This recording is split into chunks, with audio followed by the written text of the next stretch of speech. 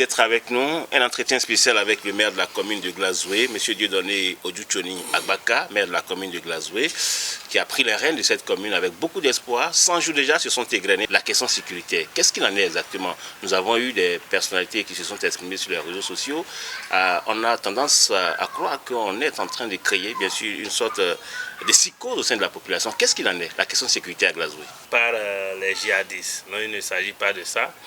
J'aimerais d'abord rassurer toute la population de Glazoué, du département des Collines. Pourquoi le département des Collines? Parce que si Glazoué est touché, Glazoué est la plateforme tournante du département des Collines. Et si jamais elle est touchée, c'est que c'est le département des Collines qui est touché. Donc il ne s'agit ni de djihadisme, ni de terrorisme à Glazoué. On n'en est pas là et on n'en sera pas là. D'abord pour prendre tout le travail sécuritaire, tout le dispositif sécuritaire mis en place par le gouvernement sorti, je parle du gouvernement du président Patrice Athanase Guillaume Talon, et les mêmes dispositions renforcées qui continuent, on ne saurait parler actuellement de djihadisme au centre du pays, Glazoué, pour ne pas parler du département des Collines. Donc il faut que l'on restitue les faits, il faut que l'on rassure la population. Nous n'allons pas rassurer dans le vide, mais nous allons dire ce qui existe, ce qui est et ce qui sera. Alors de quoi il s'agit? Il y a une dame qui a donné une alerte comme quoi elle était dans son champ. Elle a vu deux individus sur moto qui ont garé peut-être vers son champ. Le comportement est suspect. Elle a fui et elle a donné l'alerte où elle peut donner. Étant donné que la commune, conformément aux autres communes et conformément au dispositif de sécurité nationale, c'est-à-dire aucun comportement d'insécurité ou de suspicion d'insécurité ne saurait être pris en compte. Nous prenons le moindre geste au sérieux. Et quand cette alerte est venue, les autorités en matière ou en charge de la sécurité dans la commune ont pris très au sérieux. Des patrouilles ont été organisées, des contre-patrouilles organisées. Des alertes ont été données. C'est vrai qu'il y a eu certaines alertes qui étaient un peu fortes, compte tenu d'une certaine psychose, d'une certaine panique. Mais rassurez-vous, c'est parce qu'il n'y a jamais eu ce genre de questions de Glazoué que l'alerte a été maximale. Aujourd'hui, je puisse faire face à la population de Glazoué pour faire le point. Après l'alerte de cette dame, tous les commissariats intervenant dans la commune ont conjugué leurs efforts. Patrouille dans les forêts, patrouille un peu partout, mais jusqu'à l'heure où je vous parle, c'est RAS. Ni aucune trace de suspicion, ni un élément qu'on ait eu à ramasser, une information qui confirme la présence du djihadisme sur notre terrain. Donc notre terrain reste encore vierge, très sécurisé. Et l'alerte qu'il y a eu, nous n'allons pas dire que c'est mauvais. Ce n'est pas mauvais. Au cas contraire, on encourage les citoyens à signaler n'importe quel fait et geste. Mais l'information semble aller dans tous les sens. Sur les réseaux sociaux, on a entendu des choses qui pourraient faire peur à la population. Oui, nous sommes conscients de ça. Et comme c'est le premier cas, nous sommes en train de vivre ce cas. Et désormais, nous avons pris des dispositions pour que les informations ne fusent pas de gauche à droite pour créer de la psychose au sein de la population. Donc ce que nous voudrions dire, c'est d'inviter les populations à vaquer à leurs activités en toute sérénité. Parce qu'il n'y a aucune preuve jusqu'à aujourd'hui qui justifie le fait qu'il y ait du djihadisme à Glazoué. Les commissaires peuvent vous faire le point, rien ne nous amène en ce moment à cela. Donc les populations n'ont qu'à vaquer tranquillement à leurs occupations, sauf qu'il y a quelque chose qu'il ne faut pas négliger. Il y a un fait qu'il y a eu à Yawa. Yawa, c'est dans l'arrondissement de Kpakpaza. Deux individus marchant à pied qui ont essayé de braquer à main armée, mais arme blanche, une petite fille de 13 ans qui vendait de l'essence, à qui on a essayé d'arracher la petite sacoche. Ce qu'ils ont réussi à faire, parce que la fille a reçu au moins 4 coups de machette dans les bras. Ils ont pris le petit butin, ils sont partis. La fille a été convoyée d'urgence dans les hôpitaux. Actuellement, elle est dans l'hôpital de zone de Dassa avec une prise en charge automatique. Et c'est le lieu de remercier déjà le président Wadaye pour cette réforme qui date de quelques jours, mais dont la preuve a été connue dans Dassa, à l'hôpital de zone de Dassa. Mais malgré ça, c'est que les parents étaient partis avec les moyens, donc ils ont décliné l'offre, parce que la fille pouvait être prise en charge sans moyens. Mais les parents ayant les moyens ont préfinancé tout et tout, ça s'est très bien passé et étaient satisfaits de l'offre du président Wadaye. Alors, qu'est-ce qu'il faut retenir de là? Je l'ai visité seulement hier matin. Elle va très bien. C'est un cas isolé.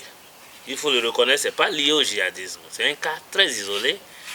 Et le commissariat de Glazoué a pris honnêtement ses responsabilités. Ils sont en train d'être poursuivis au point où le sac ou le sacoche qu'ils ont arraché à la fille a été retrouvé sur leur piste. Mais malheureusement, les 15 000 qui avaient dedans ont disparu. Le téléphone aussi a disparu. Mais ayant retrouvé le sacoche, c'est qu'ils sont quand même sur la bonne piste.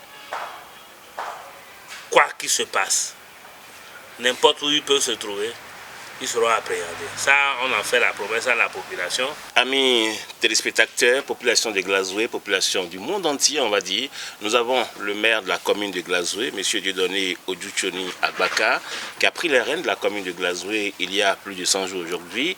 Nous allons bien sûr, avec M. le maire, revenir sur un certain nombre d'actions qui ont été posées durant ces 100 jours à la tête de la commune de Glazoué. Mais dites-nous, comment on s'accommode avec cette nouvelle posture de maire de la commune de Glazoué? Un peu facile, un peu difficile, monsieur le journaliste. Nous nous sommes accommodés avec les réalités à travers les états des lieux et les actions ou les dispositions préliminaires pour lancer notre mandat sont actionnées. Et là, nous commençons par rentrer dans les vifs du sujet, ce qui justifie un peu le point que nous avons fait sur les 100 jours qui ont circulé sur les réseaux sociaux. C'est peut-être le moment d'en parler. Alors, monsieur le maire, sans plus tarder, 100 jours à la tête de la commune de Glazoué, quelles ont été les actions phares? Les actions phares, c'est que nous avons quand même pris ces 100 jours qui sont prioritaires pour nous pour poser les premiers pas. Les premiers pas consistent en quoi? En un état des lieux dans tous les secteurs pour voir Glazoué est où en ce moment, secteur par secteur. Parce qu'il faut savoir là où l'on est, planifier, organiser, exécuter pour savoir là où on va. Les états de lieu sont faits secteur par secteur, c'est l'occasion aussi d'en parler. Des dispositions sont en train d'être prises pour qu'il y ait des actions pour nous faire décoller vers la promesse que nous avons faite à nos citoyens pendant les périodes de campagne et à notre passation de charge en matière d'engagement. Justement, quelles sont les promesses et déjà, quelles sont les prémices déjà de ces actions-là? Je vais vous dire quelque chose qui est aussi simple. C'est vrai qu'il y a un état des lieux général, mais il y a la promesse du candidat. La promesse du candidat se base d'abord sur ses propres priorités. Les priorités que lui-même pense nécessaires, indispensables pour ses concitoyens. Avant que nous soyons candidats, nous avions dit ceci: tu ne peux pas être candidat à la tête d'une commune sans connaître la commune, les réalités de cette commune. Nous, on a fait de façon personnelle cet état de lieu avant d'être candidat. C'est pour dire quoi? Notre première priorité dans Glazoué, c'est l'eau. L'État est en train de faire déjà assez, mais il appartient au conseil communal et en principal le maire d'afficher sa visibilité, sa vision à finir avec la question de l'eau dans toute la commune. Les moyens existent. L'État a déjà fait ce qu'il peut. La vision du maire lui-même, avec des partenaires, peut aider à ce que l'on soit à bout de ce problème de façon définitive. La deuxième question, c'est la question de la santé. Quand vous prenez tout Glazoué, on a des centres de santé d'arrondissement. Mais dans quel état sont nos centres de santé aujourd'hui? C'est un état des lieux qu'on n'a pas encore terminé en collaboration avec la direction départementale de la santé.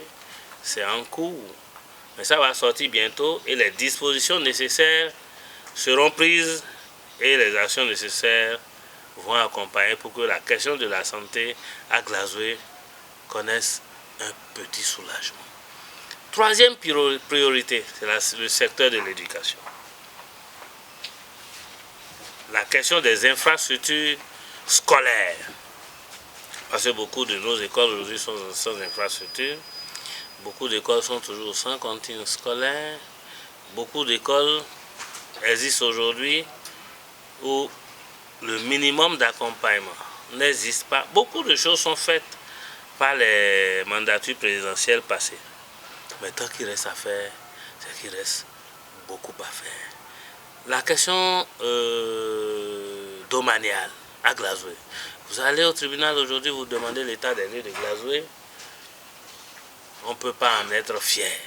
Comment la mairie accompagne ce processus afin que, parce que ça bloque beaucoup de choses. Ça bloque les lotissements, ça bloque les recasements. Mais si les lotissements ne sont pas faits, les recasements ne sont pas faits, comment on détermine les réserves administratives alors qu'il y a beaucoup de projets qui frappent à notre porte sans que nous ne trouvions d'opportunité de les loger pour que ces projets qui sont à nos portes, qui sont censés nous apporter des solutions à des problèmes pour que la population de Glazoué commence par sentir les effets, l'impact de l'action gouvernementale. Donc nos priorités sont là et tous les autres chantiers restants suivent en même temps. Mais c'est pour dire en résumé que le secteur vital, c'est-à-dire l'eau, la santé, l'éducation, l'électrification. Nous connaissons le rythme de fonctionnement en matière d'électricité. Le président de la République a la lourde charge de la nation. Glazoué seul ne peut pas se dire, bon écoutez, donnez-moi satisfaction totale. Donc du coup, il y a certains projets que nous sommes en train de prévoir, sur lesquels nous travaillons pour que l'énergie renouvelable vienne accompagner l'action de l'État. Parce que même jusqu'en France, que nous prenons comme exemple, l'électrification n'appartient pas rien qu'au réseau conventionnel. L'énergie renouvelable est quelque chose que beaucoup d'associations, beaucoup de réseaux scientifiques continuent de développer pour accompagner l'État. Donc, en quelque sorte, et dans le résumé, c'est ce que nous pouvons dire. Mais il faut partir d'abord sur l'historique aussi de notre commune.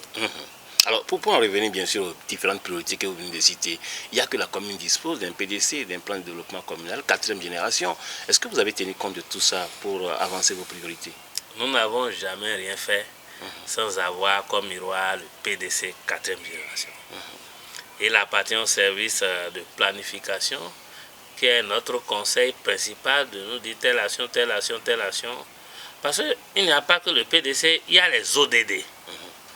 Toutes nos actions doivent se baser sur les ODD.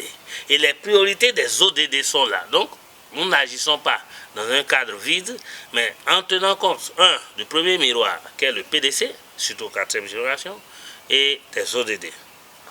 Donc, rassurez-vous, nous sommes paramétrés et nous avançons dans ce paramètre. Monsieur le maire, vous avez parlé de l'eau, vous avez parlé de la santé, de l'éducation, du secteur domanial, de l'énergie. Alors, en 100 jours, au niveau de la commune de Glazoué, on a vu des images circuler sur les réseaux sociaux, notamment concernant l'arrondissement de la santé.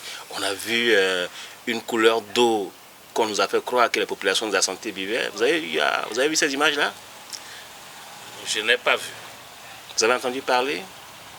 Non, j'en ai pas entendu parler, mais je vais vous dire quelque chose qui est du concret. J'ai vécu ça. J'ai vécu. Je n'ai pas vu, je n'ai pas entendu, mais j'ai vécu ça. Ça veut dire quoi, monsieur le maire? C'est de ça qu'il s'agit. C'est-à-dire que j'ai bu cette eau. Parce que quand j'ai rendu visite dans ces localités, impossible pour moi de ne pas accepter l'eau qu'on m'a donnée à boire. Et c'est ça qui justifie ma réaction, l'énergie à vous répondre en ce moment. Je vais prendre l'exemple d'abord, à commencer par Sowianji, dans l'arrondissement d'Aklankpa. Beaucoup de localités, de villages, de quartiers de villages sont là aujourd'hui sans un point d'eau potable. C'est-à-dire, on a un point d'eau de ruissellement et demandez-moi comment ils font pendant la sécheresse. Seul Dieu sait. Je ne veux même pas poser la question. Mais nous avons pris comme vision de tout faire. L'État continue d'accompagner à travers le FADEC. FADEC eau, FADEC temps. Il y a beaucoup de FADEC. Mais si la commune même ne s'organise pas, à améliorer les recettes, à chercher des partenaires pour accompagner, l'État seul ne va pas pouvoir. Donc, dans un premier temps, dans les 3 semaines de notre prise de charge, j'ai écrit à tous les chefs d'arrondissement. Mais en ce moment, les nouveaux chefs d'arrondissement n'étaient pas encore installés. Quand les nouveaux chefs d'arrondissement se sont installés, j'ai encore relancé pour dire j'ai besoin que chaque chef d'arrondissement me fait le point, des points d'eau par village et exprimer le besoin. Ainsi, la mairie pourrait rentrer dans une question de planification. Planification, organisation, recherche de financement, exécution. Et là où je peux être fier, je ne veux pas encore prononcer les noms des partenaires. D'abord, commencer par les recettes propres. Il y a un certain nombre de points d'eau prévus pour être réalisés par la commune. 1. 2. On a certains partenaires qui se sont positionnés, que nous avions accueillis, qui nous accompagnent dans ce secteur. Parce que notre objectif, c'est fin 2027 plutôt, finir avec la question d'eau. Ça ne veut pas dire que l'eau a été drainée jusqu'à dans tous les ménages. Mais dans chaque village, un point d'eau potable. Il n'y aura pas, fin 2017, un village qui va dire, chez moi, il n'y a pas un point d'eau potable. C'est ça l'objectif. Dans la commune de Glazoué. Dans la commune de Glazoué. Ça, ce sera interdit, prenez-moi au mot. Le contrôle sera fait, le compte rendu sera fait public. Nous allons travailler et les dispositions sont en train d'être prises pour que fin 2017, aucun village ne vienne nous dire on n'a pas un point d'eau potable chez nous. Et le mécanisme surtout d'entretien, de pérennité ou de pérennisation de ces points d'eau, de la gestion surtout. Nous sommes en train de travailler dessus parce qu'une chose est sûre, réalisée, s'il n'y a pas une gestion qui accompagne dans 6 mois, 1 an, on va dire que ça n'existe plus. Donc le travail continue pour que l'eau soit garantie. Ceci sans compter les moyens de l'État. Parce que vous connaissez la question du barrage de l'IFO, qui est presque à terme aujourd'hui. Ce seul barrage, non seulement, c'est vrai que c'est dans la commune de Glazoué, mais c'est un barrage qui va alimenter des communes. Donc nous sommes sûrs, convaincus que la question de l'eau serait définitivement réglée. Encore qu'à l'issue de notre dernier voyage en France, on a rencontré la diaspora. On a été au salon des maires de l'île de France. Beaucoup de promesses sont faites que nous comptons suivre pour encore apporter de l'eau à Glazoué. D'accord. Monsieur le maire, nous vous prenons au mot. On aura le temps, bien sûr, de vérifier. Alors, monsieur le maire, la question liée à l'éducation. La question de l'éducation est une très grande préoccupation. Et nous ne voulons pas prendre un quartier de ville, un village, un arrondissement pour justifier cela. C'est une question d'ordre général dans la commune. Donc il faut une politique, à part la politique générale ou la politique nationale de l'État en matière d'éducation, avoir une politique communale. Mais pour avoir une politique communale, il faut aller d'abord vers l'état des lieux. Ce que nous avons fait au niveau communal en matière d'infrastructure, qu'est-ce que nous avons aujourd'hui? Quel est le besoin? Nous avons écrit à tous les chefs d'arrondissement qui ont contacté les directeurs des établissements scolaires où le nécessaire a été fait. Aujourd'hui, on peut vous donner les chiffres. Dans chaque établissement scolaire, combien d'infrastructures nous avons en matériaux définitifs, en matériaux provisoires, le besoin, etc. Ce qui nous a permis de faire un recensement, un travail qui existe aujourd'hui à la mairie où on peut vous exprimer de façon très précise quels sont nos besoins en matière d'infrastructures scolaires. Au-delà de ça, au-delà des infrastructures, nous nous sommes dit, bon, écoutez, l'équipement, c'est-à-dire table et banc, ce point-là aussi a été fait. C'est vrai qu'à notre prise de service, la mandature passée avait déjà pris soin de commander un certain nombre de tables et bancs qui étaient en cours de livraison. On a dit on ne va pas faire un partage politique, c'est-à-dire par conseiller, par arrondissement, non. On a procédé par ordre de priorité. Je remercie la circonscription scolaire pour sa collaboration parce que nous lui avons adressé un courrier au fin de nous faire aussi le point du besoin par établissement. Et nous avons fait la concordance avec ce que les chefs d'arrondissement nous ont envoyé. Et on a priorisé. Un établissement qui n'a presque rien. On ne va pas partager par établissement pour qu'il ait, cet établissement ait le même nombre de tables et bancs, non. On a regardé du plus crucial. On donne satisfaction jusqu'à tel niveau. Le suivant, donc on a procédé par ordre de priorité et au moins près de 2000 tables et bancs ont été partagés dans les établissements scolaires. Et pour les questions de l'école maternelle, les tablettes et les chaisettes aussi ont été aussi également partagées. On peut dire avec satisfaction qu'on a comblé au moins le besoin à plus de 60%. Le reste est planifié pour que d'ici 2 ans, on ne parle pas d'une école à Glazoué qui n'a pas de mobilier scolaire, etc., etc. Nous sommes allés loin. Le besoin en enseignants, est-ce que ce besoin est comblé? Sur ce point, on va remercier le gouvernement passé et l'actuel qui a pris les mêmes engagements. On n'a pas de problème d'enseignants au niveau maternel et primaire. Ça, on a une satisfaction par rapport à ça. Le problème qui existe aujourd'hui, c'est comment faire pour pouvoir d'infrastructures définitives et que la question des mobiliers soit aussi définitive. C'est vrai qu'il n'est pas de notre ressort d'intervenir dans le secondaire. Nous respectons les textes, la loi. Mais nous nous sommes dit, parce que nous sommes sollicités régulièrement pour les questions de travaux dirigés, le financement des travaux dirigés. Le politique donne combien? Le politique, même si le politique va intervenir, c'est combien? Ça ne donne pas satisfaction. Alors, il y a des dispositions qui sont prises. Je préfère garder la primeur pour que le volet des travaux dirigés. Beaucoup d'établissements... Pour les années à venir. Oui, beaucoup d'établissements m'ont contacté, j'ai dit calm down. Je n'interviens pas pour l'instant. Je suis dans une politique pour gérer ça. Et c'est quand ça va aboutir que nous allons démarrer. La recherche de l'excellence dans nos établissements. Oui. Il y a une organisation en place qui va prendre ça en charge. Mais au-delà de ça, il y a la question cruciale qui date moi-même de ma scolarité dans cette commune. Les documents. Vous savez pourquoi il n'y a plus de littéraires à Glazoué? Aujourd'hui, si vous prenez 10 élèves, il y a 8 ou 7 au moins qui vont choisir la voie littéraire au lieu de la voie scientifique. Mais en matière d'emploi plus tard, combien d'emplois donne la voie littéraire? Comparé aujourd'hui à ce monde de technologie, de technicité, d'ingénierie, il faut que les enfants fassent la science. Mais on est dans un environnement où les enfants sont dans l'incapacité d'avoir les documents scientifiques et étudiés. On est dans un environnement où les travaux dirigés, les enfants n'arrivent pas à payer. Voilà pourquoi moi j'ai refusé. Mais même moi, là, je vais injecter ça dans combien de CG cette année? Je suis dans une planification. Ce qui sera fait, c'est vous-même qui allez venir prendre les images bientôt. On va régler la question des travaux dirigés. Mais la question des documents, nous sommes en train de projeter d'avoir une bibliothèque par arrondissement. Et nous allons solliciter des partenaires, des bonnes volontés, des opérateurs économiques, des citoyens d'ici et d'ailleurs bientôt. Cette bibliothèque d'arrondissement ne sera pas une bibliothèque de plus. Pour qu'on envoie des livres de Napoléon Bonaparte, des livres de Hitler et consorts. Non! Le Bénin a un système éducatif connu.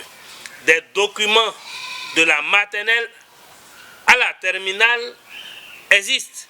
Ce serait à 90% ces documents qui sont présents dans nos bibliothèques et le reste sera des livres d'ordre culture générale. C'est ce qui sera fait et ça c'est un programme non encore dévoilé mais sur lequel nous travaillons pour accompagner non seulement l'excellence scolaire dans la commune mais une scolarité de justice avec les mêmes chances dans la commune.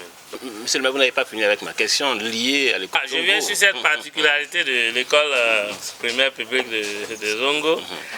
Pendant ma campagne, puisque je suis un élu de Glazoué Centre, je profite de l'occasion pour dire encore un merci. Un merci à tous les citoyens de l'arrondissement de Glazoué. Je salue le chef d'arrondissement au passage. pour dire déjà merci pour mon élection et à toute la population de Glazoué d'avoir fait confiance en ma personne pour me faire maire. Une promesse de campagne est à tenir. Je connais le scanning scolaire en matière de problèmes par rapport à Zongo. Mais nous avons tout fait. Déjà en début de notre mandat, le week-end passé, sinon la semaine passée, vous avez vu qu'on a fait la remise de site pour la construction d'un module de 3 classes. C'était une promesse de campagne, certes, mais le conseil communal a entériné ces choses faites aujourd'hui. L'entreprise, la semaine prochaine, aura son ordre de service et la construction va démarrer. Mais ce n'est pas fini. Il y a un site à Ondjolokpo Gandji. Avant, on disait Zongo 1, Zongo 2. Zongo 2, aujourd'hui, c'est en quelque sorte Ondjolokpo Gandji, qui ne dispose pas encore de son école. Et le site existant présenté à l'équipe technique de validation des ouvertures d'école au niveau du ministère, ce site a été rejeté. Mais Glazoué ne manque pas de réserve administrative à donner. Donc, au conseil de supervision, seulement en date d'hier, nous avions demandé que le service des affaires domaniales nous mette les réserves à disposition pour que nous voyions où nous pouvons mettre une école pour Ondjolokpo Gandji, pour que cette ouverture-là ait lieu déjà à partir de la rentrée prochaine. Même si c'est des hangars provisoires, nous allons d'abord déjà poser pour que les modules de classe puissent suivre. D'accord, monsieur le maire. Alors, monsieur le maire, je rappelle que nous sommes en entretien avec le maire de la commune de Glazoué, monsieur Dieudonné Oduchoni Agbaka. Monsieur le maire, en 100 jours à la tête de la commune de Glazoué, on vous a également vu dans le marché de Boubina. On vous a vu avec les bonnes dames. Bon, c'est vrai, j'étais d'abord allé faire mon petit bain de foule. Il faut dire la vérité parce que même quand vous les cachez, la population le sait. Je suis allé d'abord faire mon bain de foule. Mais ce bain de foule était plein de missions ou de messages.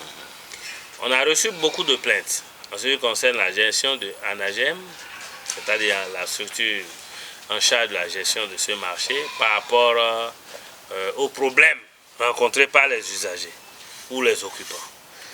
Ce qui est tout à fait normal. Un nouveau mariage connaît toujours ses débuts, ses problèmes, ses solutions avant d'être un foyer, un couple, un ménage solide. Ces problèmes ont été notifiés, envoyés à la direction de Anagem, mais c'est après que nous ayons fait ces visites au marché pour interroger les bonnes dames. Ça va, vous avez quel problème, qu'est-ce qui ne va pas, etc., etc. Donc l'objectif de cette visite dans le marché, c'était de nous enquérir des problèmes des usagers, parce que l'État a mis beaucoup de moyens pour nous construire ce marché. Si les usagers l'abandonnent parce qu'il y a des problèmes, ce n'est pas bon pour notre commune. Donc il faut chercher à régler les problèmes. Voilà pourquoi nous avons rendu cette visite. Et la résolution de ces problèmes ou la recherche de solutions avec Anagem est en cours pour que les usagers jouissent réellement de ce joyau du chef de l'État passé, son Excellence Patrice Athanase Guimta. Alors, il y a eu comme, pour en revenir à la question, les bonnes dames ont posé la question de l'électrification au niveau du marché, qui avait quelques problèmes. Il y a eu également que les hangars sont un peu haut, ce qui fait qu'elles sont exposées aux intempéries. Il y a également que il y a beaucoup de marchands ambulants dans le marché, ce qui fait que certains commerçants installés connaissent la mévente. Tous ces problèmes-là, est-ce que vous avez dit effectivement, vous avez rencontré les responsables, mais est-ce qu'il y a déjà quelques débuts de solutions à des niveaux donnés? Il faut reconnaître d'abord que ce projet de construction des marchés n'a pas forcément tenu compte des réalités de chaque milieu. C'est un projet qui est resté standard. Alors, il y a les réalités sociologiques, culturelles et culturelles de chaque localité. Il y a les réalités aussi liées aux revenus du milieu. Il y a certains aspects qui n'avaient pas été pris en compte. Le chef de l'État passé a quand même donné des ouvertures pour que tous ces problèmes-là soient pris en charge. Voilà pourquoi nous, en notre qualité de maire, nous sommes allés là pour aller toucher. Puisque nous sommes les ambassadeurs du chef de l'État ici en fait. Nous sommes les yeux du chef de l'État ici. Si nous ne regardons pas pour rendre compte, qui va rendre compte? Donc il est de notre devoir d'aller voir et proposer des essais de solutions, ce que nous avons déjà fait, puisqu'on a échangé déjà plus de 3 courriers avec Anagem, pour que ces solutions-là puissent connaître le jour. Donc, soit rassurez-vous, la question de l'électricité en particulier que vous avez abordée, ça fait partie des problèmes liés. Ce n'est pas qu'il n'y a pas d'électricité dans le marché, mais il y a beaucoup d'impayés par rapport aux boutiques, aux emplacements loués. Et Anagem a trouvé que la seule solution, c'était de punir. Pour dire, si vous ne sensibilisez pas les autres pour payer les droits d'emplacement, vous n'aurez pas le courant. On a déclaré dans les cours des échanges qu'on a eu pour dire, c'est pas quand même normal parce que chacun a loué et chacun doit avoir droit et devoir. Donc, nous espérons que ces problèmes vont connaître les meilleures solutions dans les jours à venir. Monsieur le maire, qu'est-ce que la commune de Glazoué gagne à travers ce marché-là? Au-delà, bien sûr, du fait que c'est implanté chez nous, en termes de devises, d'impôts, de taxes, qu'est-ce que la mairie de Glazoué gagne? Vous fouillez beaucoup. Il faut reconnaître. Déjà, l'implantation de ce marché, ici, on va toujours remercier le chef de l'État passé. Rien que la présence de ce marché, construit d'envergure internationale, révèle déjà Glazoué à l'international. Glazoué est le deuxième marché national, c'est vrai, mais peu connu. Aujourd'hui, avec la réalisation de cette infrastructure, Glazoué est révélé par ce marché. Ça, c'est déjà le premier aspect. Deuxième aspect, il y a des produits qui ne venaient pas là compte tenu de l'état ordinaire, traditionnel ou agricole dans lequel ce marché existait. Certains produits ne pouvaient être commercialisés par ici. Et même nos femmes, les hommes qui sont les acteurs de gestion de ce marché ou les acteurs principaux d'animation, ne pouvaient pas s'en réjouir parce que aujourd'hui, quand il pleut, ils sont tous en sécurité. La poussière ne circule plus là, quand bien même il y a du vent, tout est pavé, tout est bien fait. Le reste, c'est de corriger de façon progressive. Donc, qu'est-ce que nous bénéficions? Particulièrement l'hôtel de ville, la commune, c'est le prélèvement des taxes. Aujourd'hui, nous prélevons la CDL. À quel niveau? Avant qu'il n'arrive dans le marché, parce que pour l'instant, le marché est sous le contrôle d'Anagem. C'est une gestion d'abord provisoire, avec espoir que ce marché nous sera reversé dans le patrimoine de la mairie pour une gestion totale, pour que la mairie profite réellement des recettes. Alors, monsieur le maire, l'autre question épineuse durant vos 100 jours, c'est la question liée au marché des demi-gros. Une question épineuse. C'est vrai qu'avec la 4e mandature de la décentralisation de la commune de Glazoué, on a appris que ce marché des demi-gros, selon les rumeurs, parce qu'on n'a jamais eu de documents officiels là-dessus, ça je tiens à le remarquer, que ce marché des demi-gros a été implanté à Tior, les populations de Tior s'en sont réjouies, et après on apprend également que ce marché-là n'est plus bien sûr du côté de Tior et que ceci là. Qu'est-ce qu'il en est au juste, monsieur le maire? C'est l'occasion de donner les clarifications nécessaires, de mettre les citoyens de Glazoué à l'aise pour dire que l'équipe aujourd'hui à la tête de notre commune est une équipe désintéressée. Mais bien que désintéressée, cette équipe aujourd'hui à l'exécutif de la commune a une vision. La vision, s'il y a quelque chose qui vient, ou quelque chose qui est prévu par la commune elle-même à l'endroit d'un village, d'un arrondissement et autres, ne saurait être détourné vers un autre. Notre vision est claire et dans la transparence. Et depuis que nous avons commencé, nous agissons dans la transparence. Maintenant, puisque vous avez parlé de ce dossier, marché de demi-gros, du projet Prima, il faut qu'on profite une fois encore, parce qu'on a eu des séances qu'on a organisées, même avec les sages, les artisans, les têtes couronnées de Tior, on a eu beaucoup de sensibilisation. Alors, de quoi il s'agit? Si on n'explique pas d'abord qu'est-ce qu'est le projet Prima, ceux qui nous suivent en ce moment-ci ne vont pas comprendre. Le projet Prima, c'est quoi? Jusqu'à ce que ça vienne à Glazoué. Et qu'est-ce que ce projet nous a apporté? Ce projet est un projet du ministère de l'Agriculture pour accompagner ou appuyer les communes dans un certain nombre de projets. Glazoué en a bénéficié pour les, comment ils appellent ça, les agropreneurs, etc. Il y a plein de petits projets. Mais le plus gros projet, c'est la réalisation de ce marché de demi-gros. Ce n'est pas une extension du marché des glaceries? Non, ce n'est pas une extension. Ça, il faut donner la clarification. Ce n'est pas une extension du marché de glacerie. Le marché de glacerie est un marché de détail. L'autre, on l'a appelé marché de demi-gros ou gros.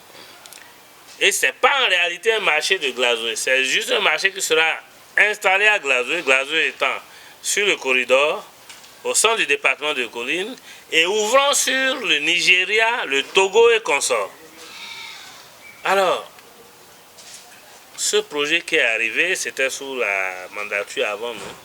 La première question, il s'agissait de donner un site. Voilà là où tout le problème a commencé. Alors, des écrits avaient été envoyés à tous les arrondissements de proposer des sites. Mais le délai était tellement court, à peine, je dirais moins d'une semaine, pour que chaque arrondissement réagisse pour dire les arrondissements naturellement situés sur le corridor. Il n'y a que l'arrondissement de Thion seul qui a dit nous disposons d'un domaine.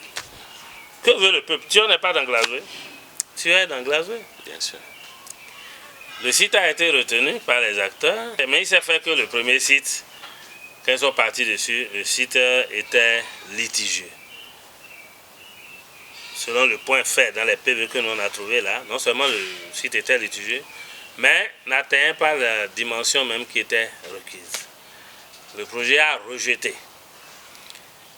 Le même arrondissement que nous félicitons au passage, c'est pas facile de mettre à disposition des hectares pour un projet, puisque la mairie n'aura pas payé, a encore indiqué un autre site. Quand le projet est allé sur le site aussi était litigieux parce qu'il y avait la présence de 2 plaques de 2 collectivités en même temps là-dessus. Le maire d'alors a pris sur lui, avec les sages de l'arrondissement, de faire le nécessaire pour que les 2 collectivités présentes sur le site s'accordent puisqu'il s'agit d'un bien public pour qu'on ne perde pas le projet. Il y a eu des documents de consensus trouvés où les 2 familles ont dit on donne à la commune. Avec acte de donation, ils l'ont fait. Ils l'ont fait, il fallait maintenant que les diligences nécessaires soient faites pour signifier ça à la tutelle, c'est-à-dire à la préfecture, pour approbation. Dans les exigences du même projet, le conseil communal doit donner son avis. Il faut reconnaître que le conseil communal avait été saisi et le conseil communal avait donné son accord négatif. Ce qui a amené des supputations, ce qui a amené de lourds débats. On le dit puisque tout le monde doit l'entendre. Le conseil communal avait rejeté en quelque sorte. Le conseil communal avait rejeté. L'ancien site, disons les sites. Et ça avait suscité tellement de remue-ménage qu'il y avait eu presque du king-boxing dans ce conseil communal d'alors. Bien sûr. Nous, à notre prise de service, le projet s'est rapproché de nous pour dire, mais le projet c'est pour 5 ans. On vient de perdre 3 ans. Puisque vous êtes nouveau conseil, faites tout pour sauver le projet. Glazoé était phase de pilote. Il y a 5 communes bénéficiaires. Glazoé était phase pilote. Aujourd'hui, Glazoé se trouve dernier par défaut. C'est-à-dire dernier parce qu'il n'y a plus quelqu'un d'autre pour faire quoi que ce soit. Qu'est-ce qui a amené à ça? Parce que nous n'avions pas donné le site à temps. Ok. Nous, on doit faire quoi aujourd'hui pour sauver le projet? On a réuni les acteurs. Puisqu'il faut les acteurs bénéficiaires du marché. C'est écrit dans le projet que c'est eux qui devraient normalement choisir le site. Ils nous ont expliqué pour dire, bon, quand là-bas n'était pas bon, eux ils ont trouvé dans les réserves administratives de la commune d'Anglazoé Centre un site qui devrait être mis à disposition. Mais ça n'a pas été fait. Ok. Si c'est une réserve administrative, ça nous arrange au lieu d'aller chercher des sites chez les privés où il faut faire des formalités à l'infini. Les services des affaires domaniales se sont occupés et en moins de 2 semaines, les diligences ont été faites. Et on a mis ce site situé dans Glazoé Centre, sur la route de Logozoré, à disposition du projet. Le conseil de supervision a sanctionné. Compte rendu a été fait en conseil communal qui a approuvé. Et les délibérations ont été envoyées vers la tutelle qui est la préfecture. Qui, après un rejet, le premier rejet était lié à la procédure de déclassement que nous n'avions pas envoyée dans le dossier. La procédure était naturellement faite. Donc le complément de dossier alors a été fait et envoyé à la tutelle qui a fini par valider. Donc le processus est en cours désormais pour que Glazoué soit bénéficiaire de ce projet. Alors, qu'est-ce qui s'est passé de février 2025, quand l'ancienne mandature avait envoyé ça à la préfecture? Les documents conséquents n'étaient pas dedans. Les documents de sécurisation du domaine donné par des TIO n'étaient pas dedans.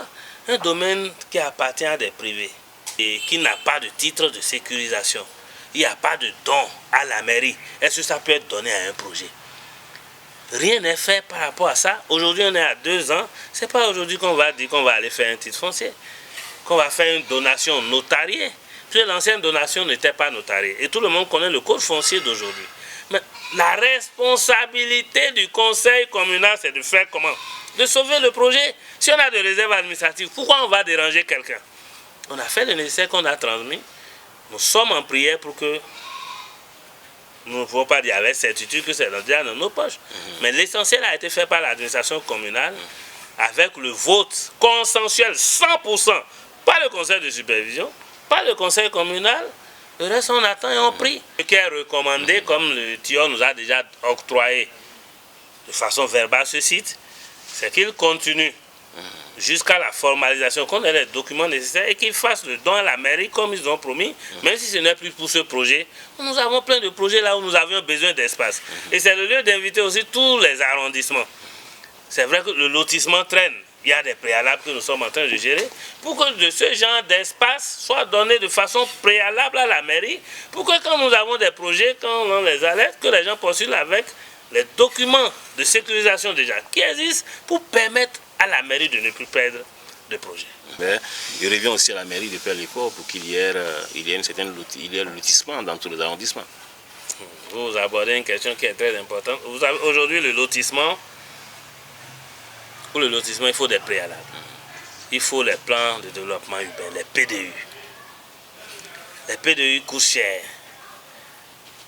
La mairie ne peut se donner le luxe de dire je lance tous les PDU en même temps.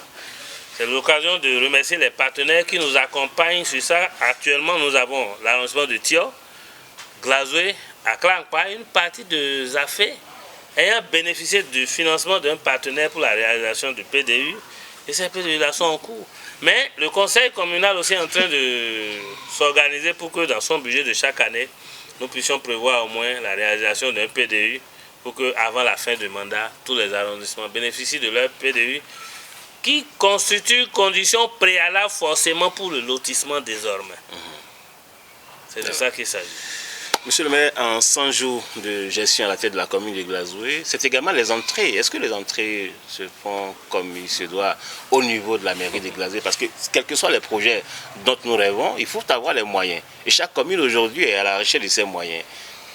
Quelle politique est mise en place aujourd'hui?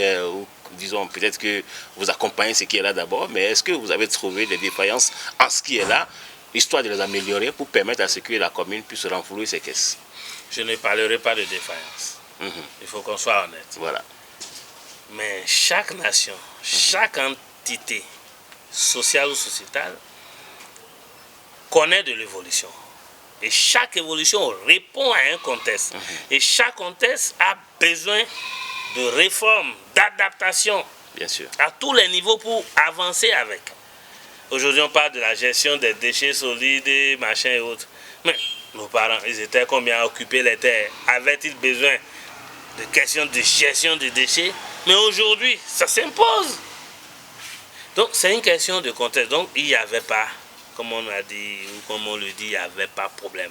C'est une question de temps, de contexte, etc. Mais ce qui est là aujourd'hui, puisqu'il faut revenir maintenant à notre époque ou à notre mandature, les recettes sont en chute libre. Ce n'est pas lié à l'inefficacité de la municipalité à mobiliser les ressources, mais à chaque fois, il y a des réformes qui sont faites, il y a des préalables qui sont cassés, il y a d'autres nouvelles donnes qui renforcent certains côtés. Pourquoi les recettes sont en chute libre?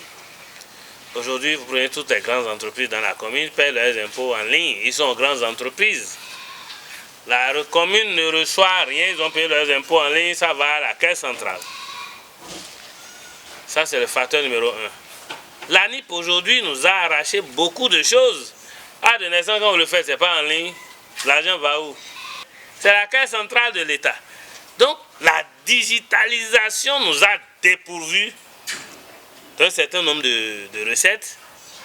Et le paiement des impôts en ligne aux grandes entreprises aujourd'hui aussi nous permet une fuite d'un certain nombre de recettes qui vont à l'État central, où l'État n'a pas l'obligation forcément de nous reverser au niveau communal. C'est l'État qui mène la politique nationale. Nous ne condamnons pas, mais nous souffrons.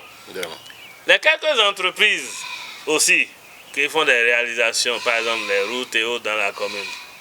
Je prends l'exemple de Portéo. Portéo paie ses impôts. Les grandes entreprises. Avant, il y avait la patente complémentaire qui n'était pas mal. Et tout ça, aujourd'hui, on n'a rien de tout ça. Mais il faut reconnaître que l'État quand même revient aux communes à travers le FADEC. Mais nous, on aurait aimé que l'État fasse quand même le point des recettes qui viennent de nos communes. Pour qu'on puisse tout au moins, à défaut qu'on nous les reverse à 100%, qu'on fasse quand même le point pour qu'on sache que, bon, on nous a pris cordiaux, mais on nous a ramené ça dans sabot. On a perdu combien? On a gagné combien? Ça permettra d'évaluer notre commune. Mais avec la création du FIC, du Fonds d'investissement communal aujourd'hui, le FADEC change de forme et de fond. Quel sera le niveau d'accompagnement? Alors qu'on sait que la politique générale de l'État, depuis le début de la décentralisation, c'était simplement d'accompagner les communes pour un temps donné et les abandonner à leur propre autonomie financière et de gestion. Alors si on est en train d'être conduit vers l'autonomie, qu'est-ce qu'il faut faire dans le contexte actuel? C'est qu'il faut revoir tout ce qui est là, comment faire pour diversifier les sources de recettes. Et là, ça nous appelle ou ça nous convoque à aller au contact de la population, les sensibiliser parce que nous n'avions pas l'habitude de payer nos impôts. On n'a pas la culture du paiement des impôts, des recettes, des taxes. On envoie un avis d'imposition de 3 000 à quelqu'un qui dit c'est vous qui avez construit la maison et vous allez venir me prendre 3 000. C'est pour faire quoi? La mentalité est encore autre. Donc le conseil communal aujourd'hui travaille à 700. Alors, l'autre chose, eux-mêmes voient tous les problèmes qu'on a. Vous voulez des écoles construites, vous voulez qu'on équipe ça en table et bancs, vous voulez qu'on ait des enseignants, des centres de santé, vous voulez qu'on ait tout ça, que les infirmiers soient là, les médecins soient là, que ça soit bien occupé, qu'on vous prenne en charge correctement, etc., etc. Chacun veut les commissariats dans son village, dans son arrondissement. Mais attendez, il faut payer les impôts. Il y a le fonctionnement de la mairie. Il y a toutes les diligences que la mairie doit effectuer en matière de services. On fait comment? On a eu reddition de comptes il y a quelques jours. L'aménagement et l'entretien des pistes rurales. On va trouver les sous. Il y a beaucoup de pistes que nous on a ajoutées aujourd'hui pour faire la mobilisation financière, aller vers une contractualisation, pour mettre des machines, des engins à disposition pour entretenir toutes ces routes. On fait comment si le minimum, chaque citoyen ne paye pas le minimum pour ses impôts? Donc c'est pourquoi nous on a préféré le chemin de la sensibilisation. Et on dit si vous nous reprochez quoi que ce soit en matière de gestion de vos ressources, dites-le. Aujourd'hui tout est ouvert, vous avez tous les canaux de communication. Mais sachez que vous avez quelque chose à faire chez vous. Nous étions en France la dernière fois à l'occasion du salon des maires de l'Île-de-France. À la suite de ça, nous avons rencontré la diaspora qui doit hautement contribuer à ce qui se passe ici. Ils ont fustigé un certain nombre de choses, c'est-à-dire les projets ne leur sont pas soumis, ils ne sont pas associés à la gestion des communes. On a pris beaucoup d'engagements. On est en contact là, maintenant beaucoup de projets sont en cours pour qu'on les leur soumette. Voilà, monsieur le maire, en 100 jours, eh bien, on a quand même constaté votre présence au niveau de la mairie. On a senti également une cohésion entre vous et vos adjoints, mais également il y a eu ce voyage hors du territoire national. Dites-nous où vous étiez allé et qu'est-ce que vous avez pu faire là-bas? De façon ramassée, nous étions en France. Premier motif de ce voyage, c'était une formation sur la coopération décentrale. La coopération décentralisée, c'est comment les collectivités territoriales d'ici, c'est-à-dire les mairies, collaborent avec d'autres mairies à l'extérieur, dont le but est surtout de coopérer ensemble, de s'entraider pour que les deux municipalités, en quelque sorte, bénéficient l'une de l'autre un certain nombre de choses. Mais en général, le bénéfice est plus de là-bas vers ici. Donc, c'est comment s'y prendre, monter des projets, vers qui l'envoyer. Qu'est-ce qu'il faut dire dedans, qu'est-ce qu'il faut ne pas dire, etc. etc. C'est comment s'y prendre. Et la diplomatie surtout qui accompagne tout et tout. Et il y a une question aussi de marketing, c'est-à-dire savoir vendre sa commune aussi, etc., etc. Donc la formation a duré sur une semaine. À la fin de ça, c'était notre participation au salon des maires de l'Île-de-France, où chaque maire, à travers ses services, vient exposer ses compétences, ce qu'elle peut apporter à l'une ou à l'autre, etc., etc. Nous avions eu à rencontrer beaucoup de maires pour des échanges, présenter aussi ce que nous avons surtout comme potentialité d'ici, parce que nous ne sommes pas allés en mendicité. Maintenant, donnez-nous l'argent, on n'a pas de santé, on n'a pas qu'à mener ça. Nous sommes demandeurs, certes, mais nous avons fait l'effort de partir avec ce que nous aussi on a ici qu'on peut vendre.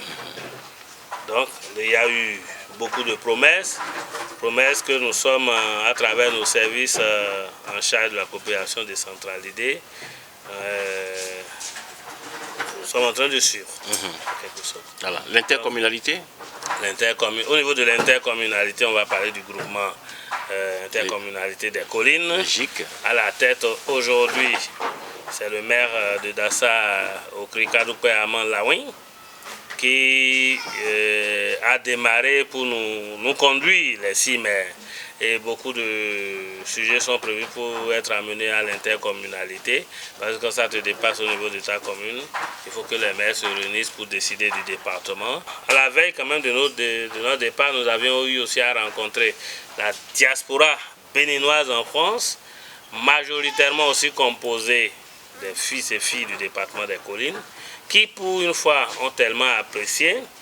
Et il y a un forum qui est créé pour qu'on soit en lien toujours avec eux, pour qu'ils nous accompagnent, pour qu'ils accompagnent les actions des collectivités locales et territoriales au Bénin. Monsieur le maire, vous êtes jeune, votre arrivée à la tête de la commune de Glazoué donne beaucoup d'espoir aux jeunes. Quel est votre projet pour cette jeunesse? Avec la jeunesse, comme vous l'avez dit, je suis jeune aussi. Les problèmes de la jeunesse sont mes problèmes.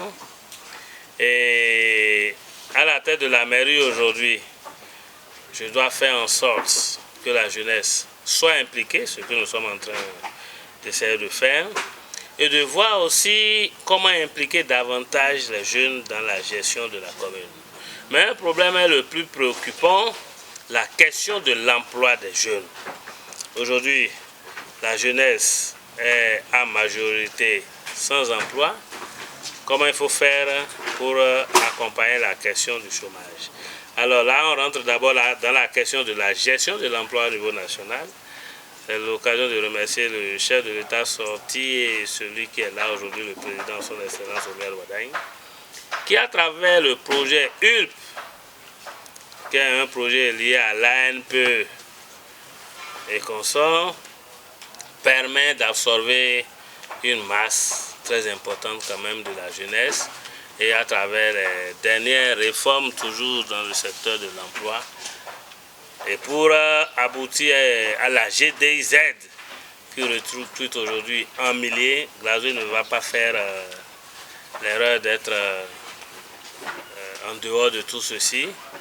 Et au niveau local, pour voir avec le ministère de l'Agriculture, il y a tellement de projets qui viennent ici. Aujourd'hui sera au chômage un jeune qui ne veut pas travailler.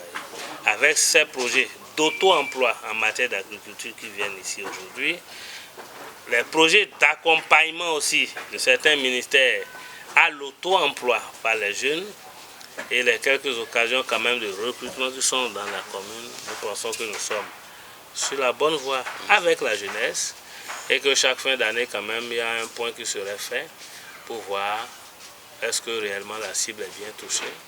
Il y a quand même un forum de la jeunesse qui sera organisé bientôt pour recevoir de leurs besoins et partager quand même les orientations qui sont les nôtres avec eux pour que l'harmonie soit pour les années à venir. Le sport, la culture, les loisirs, monsieur le maire? Le sport, surtout ça, je vais aborder ça. Le sport, ça fait partie de nos engagements. Mais vous savez que nous devrons toujours rester en relation avec le ministère en charge. Et je vais saluer, il y a une de nos sœurs aujourd'hui qui est haute basketteuse sur le plan international, que j'ai essayé de joindre la dernière fois en France. Je n'ai pas pu avoir son contact personnel, mais c'est en cours. Que nous allons ramener ici à Glazoué, puisqu'elle est de Magoumi, qui va échanger quand même avec la jeunesse. Aujourd'hui, en tant qu'ambassadeur ou ambassadrice de Glazoué dans le monde du sport, nous pensons que nous devons l'associer. C'est l'occasion aussi de remercier le frère Victor Laoui, aujourd'hui directeur général du sport scolaire et universitaire, qui fait beaucoup et qui est en train de travailler sur un certain nombre de projets avec la commune. Le président de commission en charge du sport, Hilaire Badiagou, qui est dans cette équipe aussi en train de faire un travail formidable. Alors pour la culture, moi j'étais homme de culture de base. Vous allez voir que Glazoué fait partie presque des rares communes dans le département des Collines, pour sur le plan national d'avoir plusieurs festivals d'ordre culturel. Quand vous prenez Marie Wendo, sauf erreur de ma part, ça a quitté Glazoué. Quand vous prenez Marie Su aujourd'hui, c'est Glazoué. Le FACI, le festival des arts et culture Idacha. Ça a commencé où? C'est dans Glazoué. Aujourd'hui, ça a réuni toute l'aire culturelle Idacha. C'est aujourd'hui un festival de l'air culturel Idacha. Quand vous prenez le FILA, c'est le festival international du Laboko. Le festival de l'Ignam Laboko. Oui, moi j'appelle ça festival international. Parce que moi aujourd'hui ce n'est plus national. De l'Ignam Laboko. D'accord? Donc, à travers tous ces festivals, il y a le festival des masques qui est en train d'être mijoté, les masques d'ici, etc., etc. Glazoué est attaché à sa culture. Nous allons accompagner, nous allons y travailler. La dernière fois qu'on était au FACI, les deux maires de Dassa et de Glazoué, ont accompagné.